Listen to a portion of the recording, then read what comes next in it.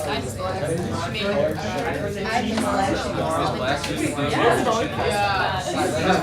think it's recording. I'm going with it. We had like a Okay, concavity second derivative test. So adding more to our idea of graphing. One thing we haven't talked about is the shape of the graph. And you'll notice that depending on the graph, in fact, if you go all the way back to maybe algebra or advanced algebra, when you talked about parabolas, you had different shapes of parabolas. You had skinny parabolas, you had fat parabolas. The same thing is true with some of the more complicated graphs that we're going to get into. How fast does that graph climb? Is it a skinny little hill? Is it a big, wide, fat hill? That has to do with what's called concavity. So you're going to be able to talk about concave up or concave down, meaning does it open up or does it open down? You've done that before when you talked about parabolas. We're just going to talk about complete graphs now. We'll talk about what a point of inflection is. You'll be finding a lot of those. And then we'll talk about the second derivative test. The second derivative test does the same thing that the first derivative test does. It just does it differently. Most people don't like the second derivative test, but you have to learn it because every once in a while they will say, use the second derivative test to find the extrema. And then based on a previous discussion, you should be able to roll your tongue, which I cannot. How many people cannot? Don't do it. Or at least if you do, don't show it to me. Yeah, I think so. I can do it, but I'm smart. Wait, so like, you meant like lower your tongue? Like a taco. No, and like a, yeah, like that. Oh, I thought you meant like roll your R's. Like a, you can't roll your R's? No. That's so hard. El carro no está aquí. The dog is in here. Oh yeah. This first statement creates a little bit of confusion, but it's as good a time as any to start addressing it. What's going to happen is when we start including the second derivative into our lessons, we will start asking questions that relate to all three of the function, the derivative, and the second derivative, and how they interact with those other things creates confusion. So for instance, if I ask you, where is this function f increasing or decreasing, you would do the same thing. You would take the derivative, set it equal to 0, find the critical points, blah, blah, blah, the stuff we've been doing for a week. Are you with me? Mm-hmm. That question started with, where is f increasing or decreasing? But I can ask a different question. Where is f prime increasing or decreasing? The process is the same. You take the derivative, you set it equal to 0, you find the critical numbers. But now all of a sudden when I take the derivative of f prime, what do I end up with? F double prime, right. So now we're shifting from going from f to f prime and looking at f prime to f double prime. And that's what this talks about. If we're looking at where f is increasing, that's the same thing as saying where is f double prime positive? Just like when we say where is f increasing, that's the same thing as saying where is f prime positive. Okay, so that relationship is analogous between the two functions. In essence, this is what concave up means. Does it open up? Will it hold water? Does it act like a cup? Or is it the opposite of a cup? I don't know what the opposite of a cup is. An upside down bowl? I'm trying to think of the opposite. You know, if you got a cup that holds water, what's the opposite of what you turn it over? A cup that doesn't hold water. I know what you're talking about. A colander? It's like string. Cup of the one, it can still be Just a like cup. the- It's just an upside down cup is a cup that doesn't hold water. Yeah, but no, a cup that doesn't hold water wouldn't be a cup, would it? Well, that's false. Like Patrick is a cup. Okay, forget about the cup thing. Never mind. Can't forget about it. Okay. Yeah. What do you mean you can't forget about it? So like when I say something like don't think about the color orange? Yeah, there you go. All right, so increasing. F prime is increasing, meaning it's concave up. We're very seldom, I shouldn't say very seldomly. We're not going to talk about F prime increasing very frequently. We're going to look more at F double prime. So if F prime is increasing, it's the same thing as F double prime being positive. That's what we're going to focus on because that's easier to find. But there's an example of concave up. It makes a U-looking thing. Concave down is the opposite. And we don't, whatever you want to call it. That's where f prime is decreasing, which is the same thing as where f double prime is negative.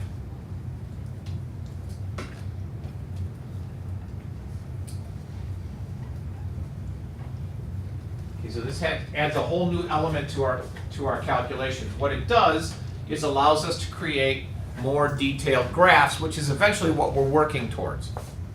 Okay, a lot of it we just kind of ballpark it, but now we'll get more exact pictures because we'll be able to tell if it's concave up or concave down. And that's what I basically said. Instead of looking at f prime increasing, we're going to look at where is f double prime positive or greater than 0. And if f double prime is greater than 0, then it's concave up. Or we use CU. Okay. Cat unicorn. If f double prime is less than 0 or negative, then it's concave down. CD.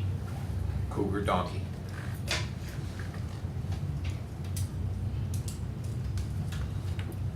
I think we used this function before, but maybe not. We want to figure out where it's concave up and concave down.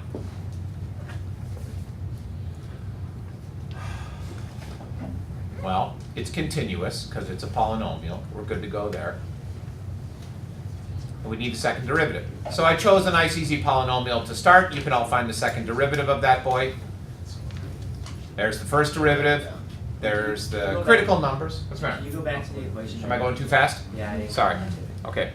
X cubed plus x squared minus 5x minus 5. Along the way of solving this problem, I'm going to do some things that this particular problem doesn't necessarily ask you to do, but you're going to get in the habit of doing anyways. That'll make sense in a couple clicks here. Okay, now we're good? All right, first derivative. I found the critical numbers. Okay. Those were magic, yeah. Of the first derivative? First derivative. Those are critical numbers of the first derivative. Okay, and again, that's the Do we have to example. do that? We don't need this right now, but we'll need it later, so I'm getting in the habit of taking the derivative, finding the critical numbers. Now move on to the second derivative, where it's critical number.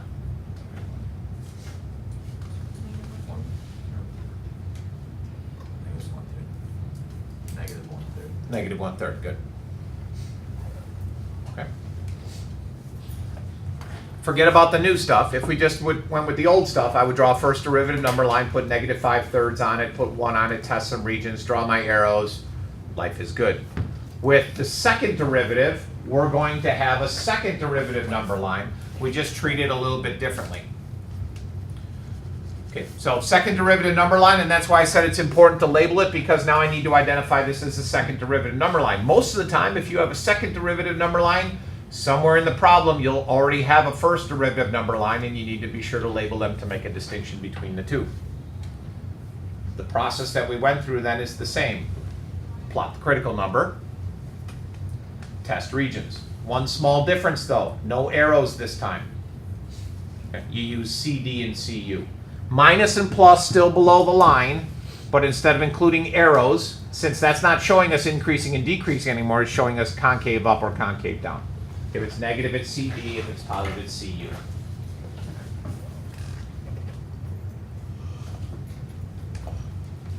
You plug that back into the second derivative? Correct. And that's why this is so important, because this tells you where to plug the numbers in. So I plug 0 into the second derivative, I get a negative number. I plug, wait a second. No, sorry, not 0.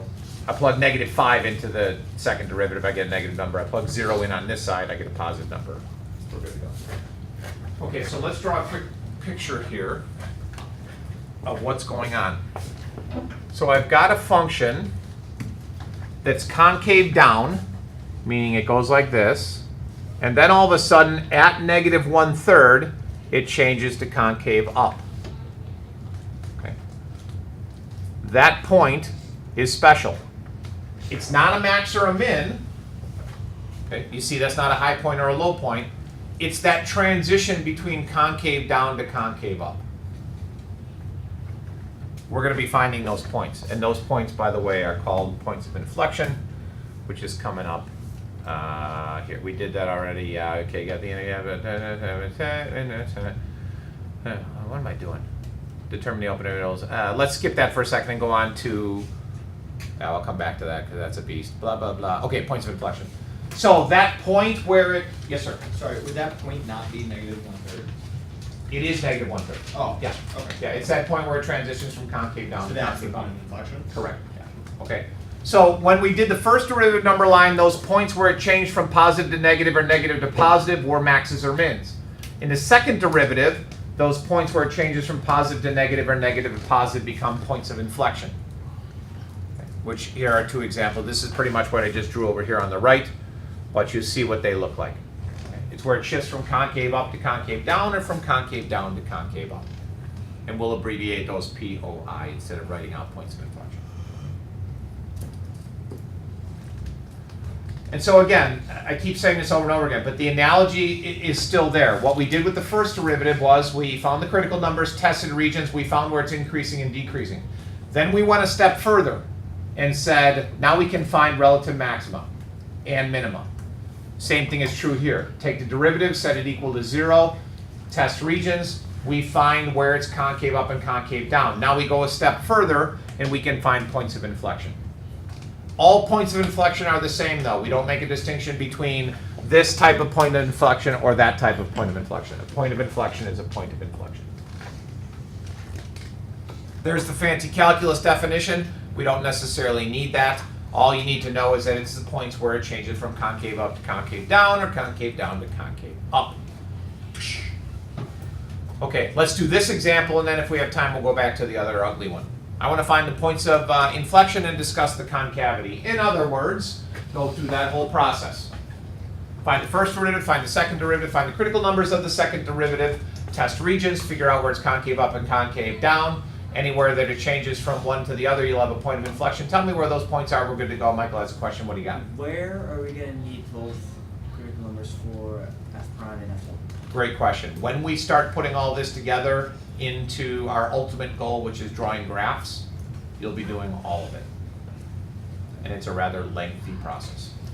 So will we need to solve for the critical numbers for f prime? In this case, no. In this particular problem, no. You got to do the first derivative, but then just skip that onto the second derivative. Okay. So you don't want to find the critical numbers of the first one?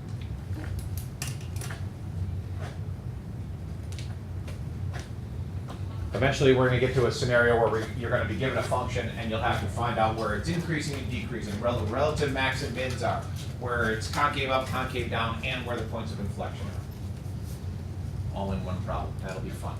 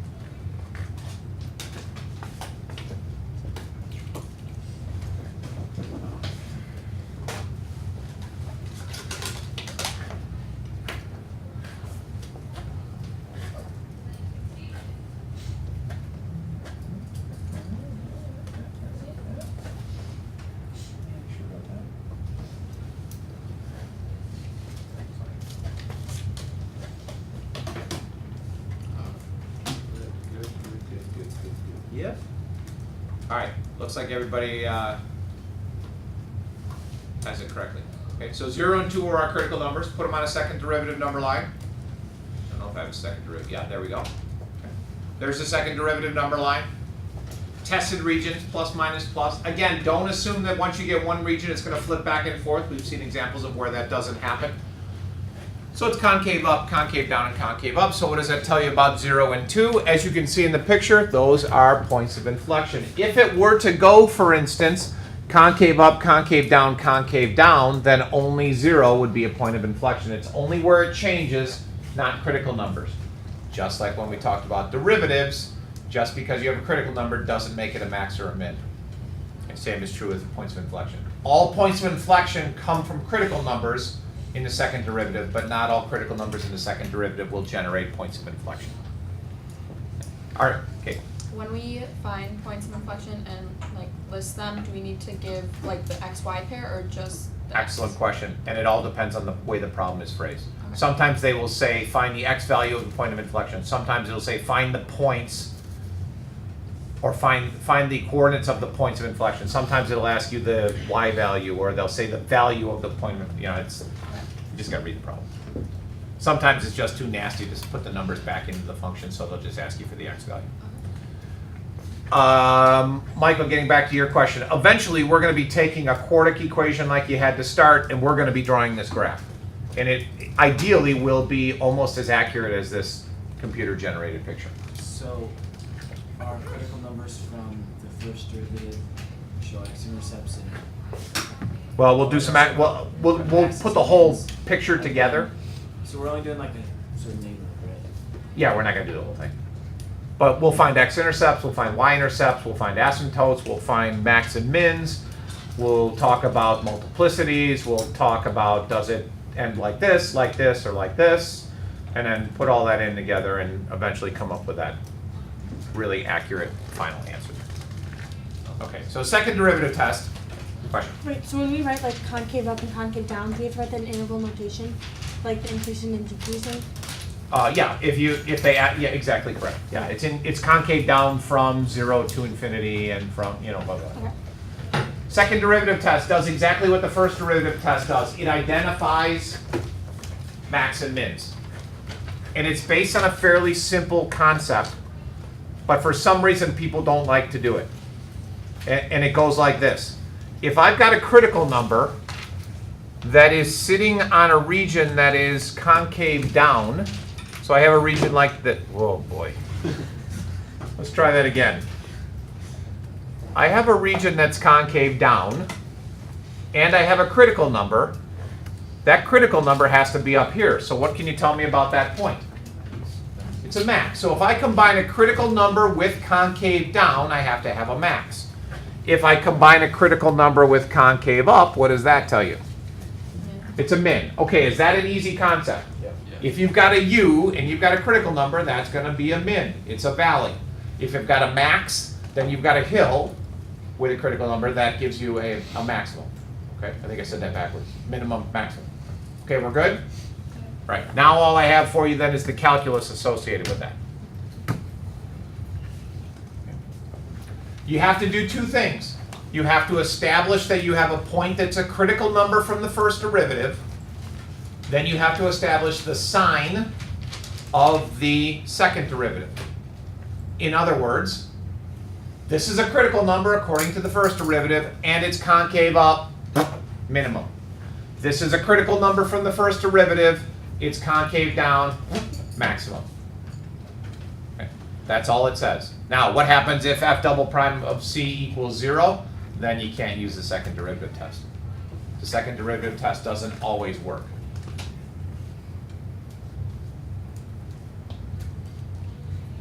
So don't get bogged down in the calculus speak. Just remember the concept of being on top of a hill, which has to be concave down, versus being in the bottom of a valley, concave up. What time are we out of here, by the way?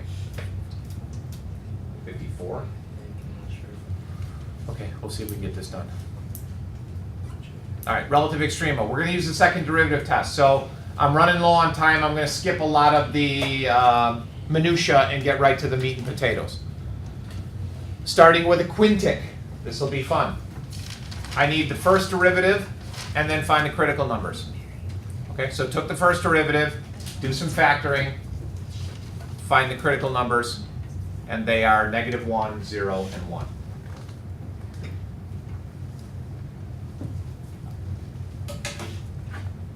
Okay, now, I don't need a first derivative number line because I'm not working with that. I need the second derivative, so I'm going to go and take the second derivative. I know that if this function has any maxima or minima, it's got to be either -1, 0, or 1. Are you with me on that concept? So I've determined that if there are max and mins, they gotta be one of those 3 points. Now all I need to know is what's the concavity of each of those points. So at -1 is the function concave up or concave down. I take that by plugging it into the second derivative. Okay? That's it. If you get a positive answer, it's concave up. If it's a negative answer, it's concave down. Why is it 30x? Shouldn't it just be 10x? Hold on. I think that's supposed to be a 15x squared. And took the derivative of that. Did I do something wrong? I think, shouldn't that be 15x squared from that? Yes. Wait, yeah. This should be a 15, Okay. which screwed up everything else, I think. Because that's correct. No, the bottom's correct. The bottom's correct? Yeah. Yeah, I think you just rather the one. Yeah, that one screwed things up. Okay, Michael. Do we need a number line for the bottom one for finding the CUs and CUs? No, because I'm not even going to find the critical numbers for the second derivative. Okay. So, hold on one second.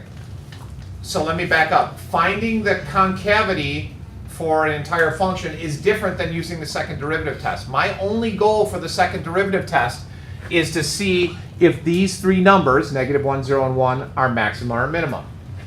So in other words, I need to know what is f prime of I need to know what is f double prime of -1, what is f double prime of 0, and what is f double prime of 1. Okay, somebody had their hand up. Yeah. So to find what you just said, you would plug in -1 into the 30x parentheses -2x. Right. Okay.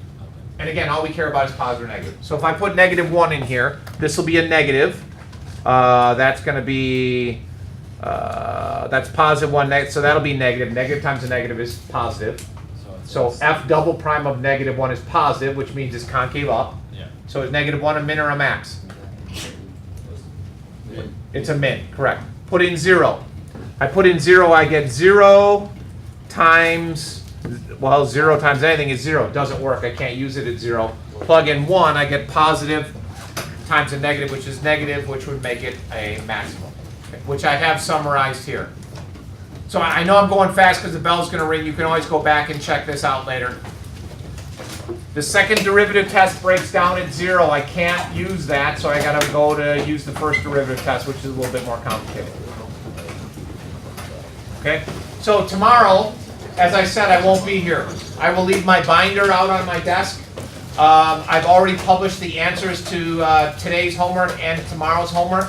So you have the period tomorrow in class to use your time wisely and, to work on these 2 days, which is day 40, I think it's 41 and 42, blah, blah, blah, blah, blah, blah, blah, blah, blah, 41. Okay. Some of this concavity is on the quiz. Bye, everybody. Sir, Edie, I have a question. Why are you trying to find? I'm not walking away from it, just trying to shut this off. Go ahead. For this last one, what the